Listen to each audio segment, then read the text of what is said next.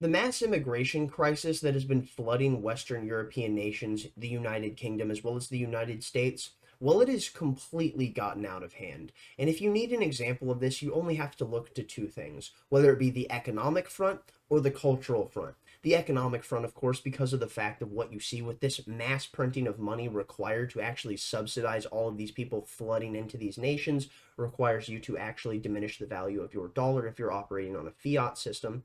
Here's another thing that we have to pay attention to.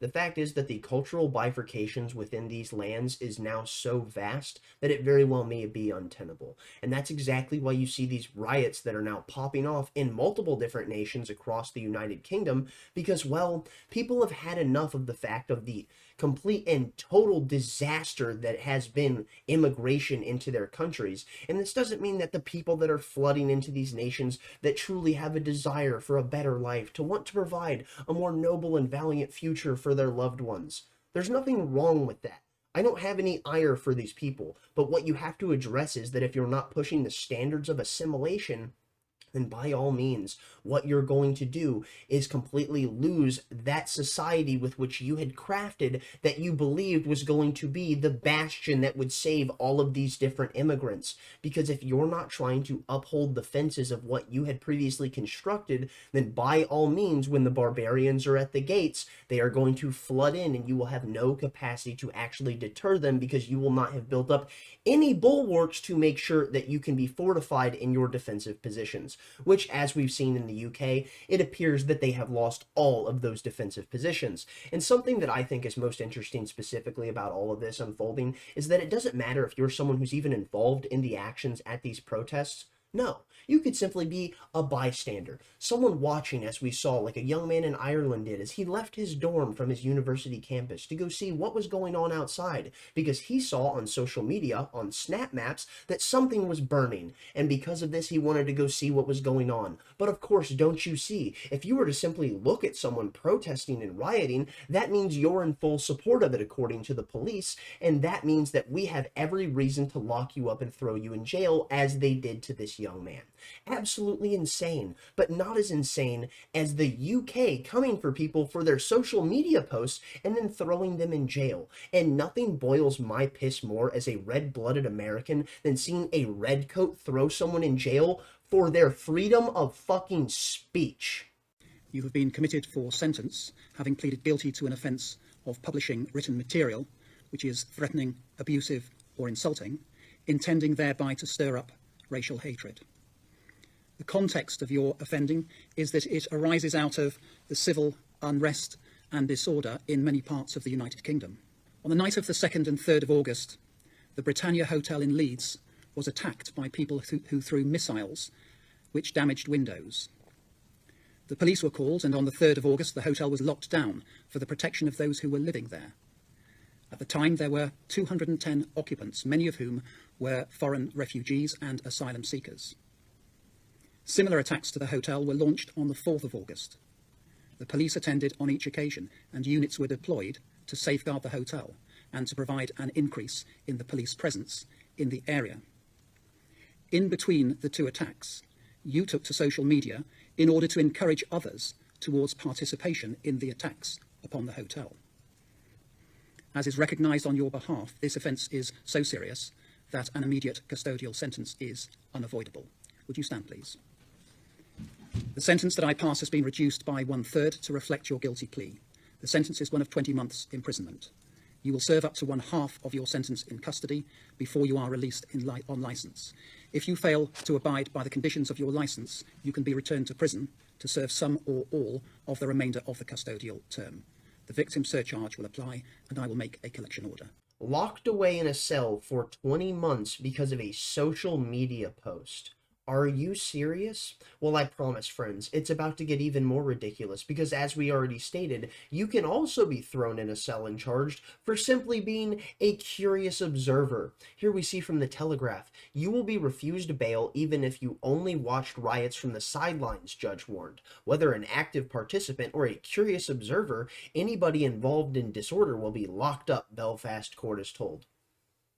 What in the totalitarian, authoritarian, Orwellian fucking nightmare am I reading right now? You're telling me if you're someone who lives within this area and you simply stepped outside of your property to look at and see what's going on, it's like, oh my gosh, these people are destroying buildings, these people are lighting cars on fire. What's happening here? What could be causing this?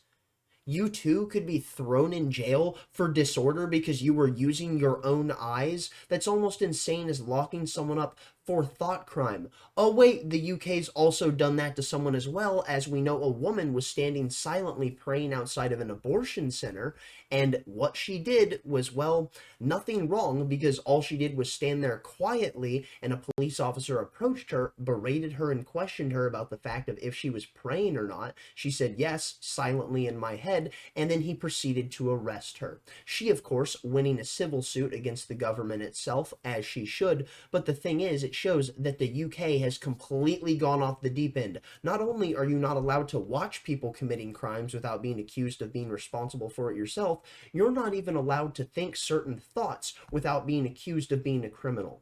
Isn't that just remarkable? Jumping on now, here we see from the Washington Post, Britain hands out prison terms for far-right riots in swift crackdown. More than 1,000 people have been arrested and roughly half of that number charged, police said Wednesday. Okay. So what does this mean? What does this show that we're going to have to do if we already have overcrowded prisons and now we're arresting people and throwing them in jail to the point where, let's say, we don't even have space? Well, maybe we'd have to react and remove people from these jail cells. Oh, wait, that's exactly what's happening. We'll get to that in just a moment. Moving on now, we go to Bloomberg. UK moves to ease prison overcrowding exacerbated by riots. And how are they going to ease this overcrowding? Well, of course, it's by releasing violent criminals. Here we see people to be held in police cells until prison space available. More than 1,000 arrested over nationwide far-right disorder. And the thing that I find so remarkable about this is that, yes, everyone to the right of literally Bernie Sanders is far right to these people. If you're not espousing the moniker of socialism and tax me harder, daddy, then by all means, in the eyes of these people, which are that of the upper echelon of the government class, you are nothing more than far right, which is exactly why we see that the people within the upper echelon of the government class cannot be taken seriously, because they are not serious people, which is why it is terrifying that they wield serious power. Jumping on now, here we see from the New York Times, thousands of prisoners in the UK to be freed early to ease overcrowding. Oh, would you look at that? And this was decided even beforehand, before these riots had popped off, but now they have a reason to go ahead and fill those prison cells. Here we see the Labour government, which took power this past week, said it has been forced into the move because of previous Conservative administrations had let the issue fester. Ah yes, go ahead and cast the blame onto other people once again, which I'm not claiming there isn't responsibility under prior Conservative administrations, but the fact is that this is exactly what we see. The party in power loves to castigate their opposition and claim they're responsible for all of the failings of the current day. Now on to Sky News, we see prisoners to be released after serving 40% of a sentence to alleviate overcrowding. Prisons have been at more than 99% capacity for most of the time since January of 2023, with concerns that the system is about to collapse. Oh, isn't that just remarkable? Well, as you see, 99% capacity is something that's quite fascinating when you see the fact of how many people are now being arrested, charged, and thrown in jail and given, at a minimum, 20-month sentences for something as simple as a social media post. It is unbelievable that they're willing to just consistently lock up people en masse, but this is the nature of what happens when you consistently allow tyrants to rule over you. You walk closer and closer towards the line of authoritarianism. And oh my goodness, man, the fact is that so many of these people within UK jails, the most remarkable part is most of them actually not even UK citizens. Isn't that interesting? They're not native to the land. Is that so? Well, you would ask, where is it that these people could possibly be coming from? We'll get to that in just a moment. Here we jump onto the Telegraph. Europe's migrant crime wave is coming to Britain. We need to be honest about the risk that uncontrolled borders is making us less safe. And yes, obviously this is true. Jumping into this article from the Telegraph now for but a moment, here we see Europeans have in recent decades been told many untruths about mass migration. Vast people transfers into our continent from the developing world would make us richer, we were assured, not just economically, but culturally too. When it became apparent at various points that the picture was somewhat less rosy, the goalpost shifted. Mass migration was sold as a moral imperative as well as a fact of life, like the weather that simply couldn't be helped. Perhaps the greatest of these whoppers was the insistence from some academics and journalists that there was no connection between immigration and crime. But that lie is starting to unravel. The Danish government recently published data on crime rates of people in Denmark broken down by country of origin. It shows a trend which can be seen in virtually every Western European country which collects such data. Non-Western immigrants and their descendants are vastly overrepresented in violent crime. In Denmark, this group makes up 9% of the population, but from 2010 to 2021 accounted for 25% of the country's violent crime convictions, a trend which mirrors the picture in Finland, Norway, and Sweden. And the most crucial part to pay attention to there, with the fact of the mirroring of statistics onto these Western European nations, it's that you can also project the same understanding of what's happening there onto the United Kingdom. It doesn't matter whether it's England, Scotland, Ireland, or Wales, they are all being affected. But of course, if you're to actually address this and talk about it in the nature of grappling with reality, having to tackle the brass tacks of the situation as it needs to be, you will be deemed as an extremist and far right by the governments of these lands. Isn't that right, two-tier Kier? Jumping on now back to the article, we see in Denmark and Sweden, immigrants are twice as likely to commit violent crimes as the native populations. The pattern becomes even starker with certain types of crimes in Sweden, and this is where it gets dark. From 2013 to 17, immigrants were 3 times more likely to be registered as a suspect for assault than the native population, which grows to 4 times for robbery and 5 times for rape. I wasn't going to play this clip, but I read this article and I was just like, God damn it, I have to play it because it's so staggering to hear it. I've watched this numerous times, and every time I'm still taken aback by the fact of what I'm watching. I used it in my last video talking about UK immigration, and we're gonna use it again because it should allow you to understand the nature of the cultural divisions between the peoples who are being brought into these shores from abroad and that of the native population at home. Guys, let's go. Some of them, they're not screaming. It's like they wanted to be raped, you see. She also grabs you, you see, no It's more like crying. she's enjoying it, you know, see. even though she isn't, but it's like she's enjoying it. Do you think it's right? Do you think it's right to rape? Yeah, it's wrong. Yeah, it's wrong. What about the consequences of what you're doing in terms of how that affects the Exactly. person that's raped? Yeah, the consequences, we look at that all the time, you know, because it happens, she might scream, you know, people might wake up. A lot of people, especially. I'm not just talking about, I'm talking about the emotional effect, the physical effect it has on the Yeah, girl. yeah. Sometimes we know that we might rape her and wake up tomorrow with viruses ourselves, like HIV, you know. What about regretting what you've done to the girl? I also do regret about it, because if she fell pregnant, what will be that baby's father? Who will be that baby's father? But what about her personal feelings? Do you really need me to say anything else? Really? And I can hear the keyboard warrior now. Oh, well, you don't understand. That video was actually taken in South Africa. Okay, let's go ahead and go through this for a moment. The problem often becomes more pronounced as more migrants and asylum seekers in particular arrive. Sweden's annual migration figures ballooned more than fivefold from the mid-80s to more than 160,000 by the mid-noughties, many of which came seeking asylum. During this time, the Swedish economist Tino Sundahi notes that the foreign origin population share of total registration for crime as suspects increased from 31 to 58%, and from 42 to 72% for homicide. This likely underrepresents the crime share of certain groups as immigrants from East and Southeast Asia, which commit negligible levels of many types of crime when compared with migrants from Menet, Middle East, North Africa, Pakistan, and Turkey. Here we see there are also important differences within immigration categories. In Norway, studies cited by Sendahi in his book, Mass Challenges, the Socioeconomic Impact of Migration to a Scandinavian Welfare State, show immigrants who arrive as refugees had higher crime rates than those who came as a family of migrants, while labor migrants had even lower rates of crime. Another study conducted in the German state of Niedersachsen, which I mispronounced and butchered beyond all recognition, but I don't give a fuck, was done in 2018, showed that refugees were overrepresented in crime and that crimes where refugees were registered increased over time. The propensity towards violent crime is often strongest amongst refugees from Africa and the Middle East. Is that so? Interesting that. Well, something that I would also like to touch on here with the fact of all of these different people that have been flooding into the UK and now filling their prisons, specifically those filling UK prisons, well, those would be that of Albanians. Here we now see from the Telegraph, UK to pay Albania $4 million a year to take back most dangerous prisoners. Among the 200 to be transferred are 17 lifers, including Kosi Selamaji, which I just mispronounced again, but I don't fucking care, the murder of a schoolteacher, Sabina Nessa, which that name I do care about because she is the victim.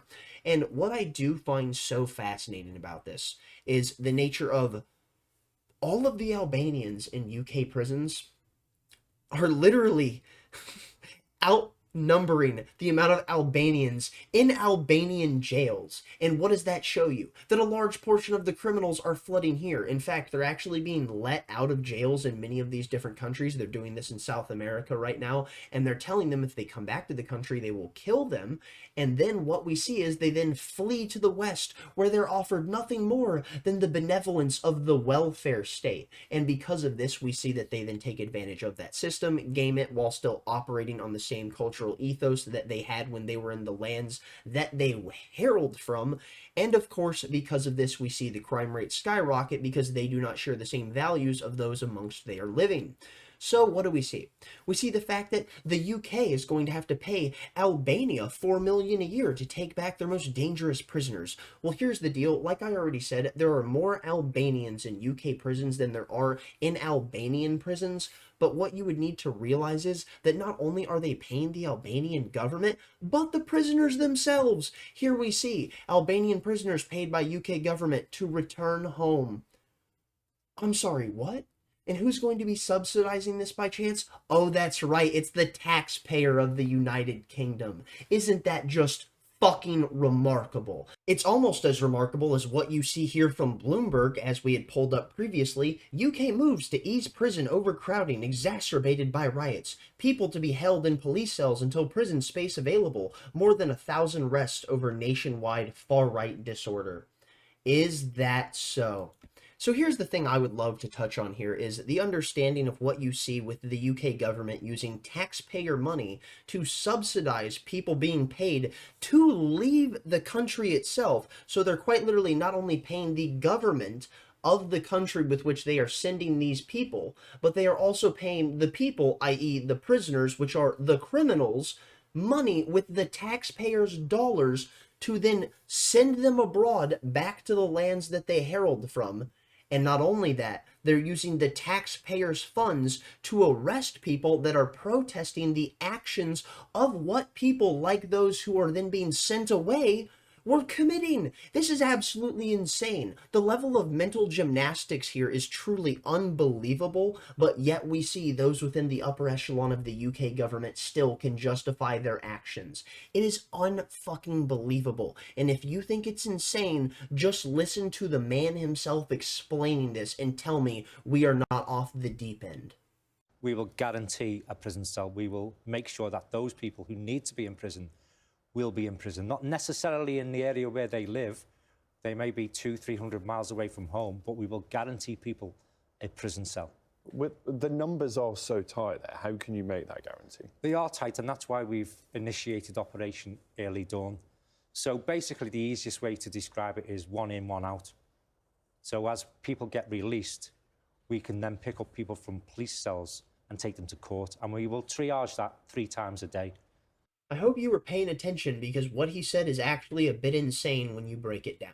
Let's get to the brass tacks of this. So, he's going to be freeing people, or the government is going to be freeing people from prison to supplant them with another person. I don't know if you're specifically familiar, but that's not exactly how jail is supposed to work. So the thing that I find most interesting about this would be an understanding of who it is that's actually filling these prisons to capacity and why they're at this point of needing to remove someone from jail to lock another person up. Well, like we've talked about already with the statistics, many of the times it's not people that are native-born population. So what we realize is that they will very likely be freeing immigrants who have come to these lands from afar, did not assimilate into the culture, then committed crimes and were locked up, of course, also subsidized by the taxpayer.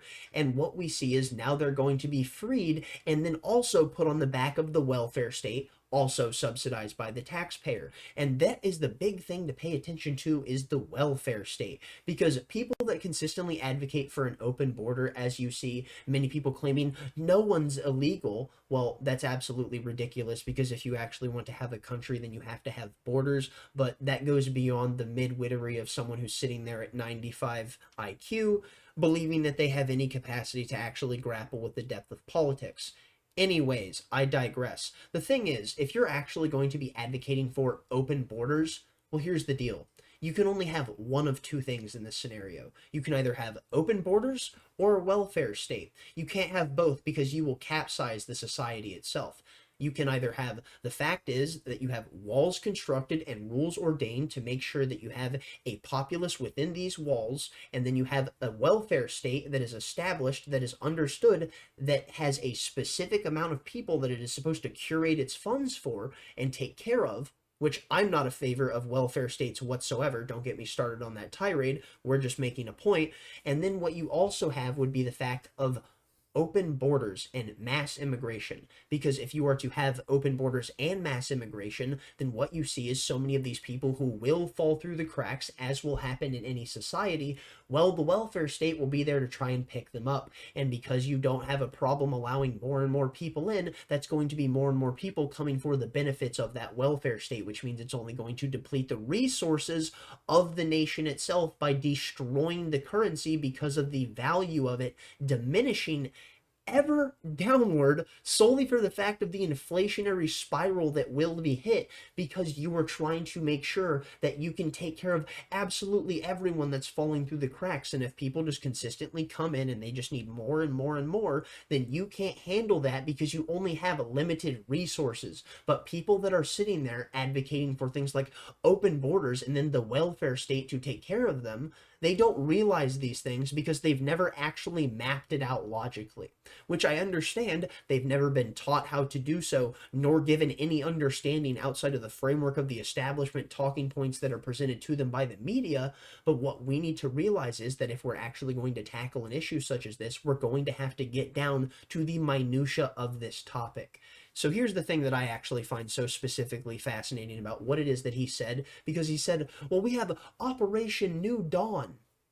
Okay, so I find that intriguing only because they're claiming it's a new dawn for these people that are being let out of jail.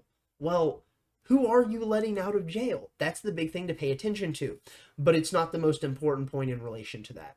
So I don't know if you're familiar, but the UK has been devising a strategy as of late, and what they've been doing is trying to figure out how it is that they can disperse people amongst the lands.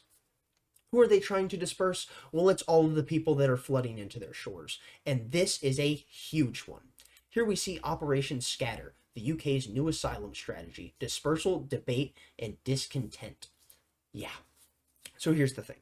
This is going to be a major cultural shift within the UK, because there are still areas that are still culturally British. Not London, of course, but what this is going to do is completely bifurcate that capacity to hold on to that homogenized system of culture that people have been clinging to for so long, that is the moniker of what is British society, or what was once seen as it.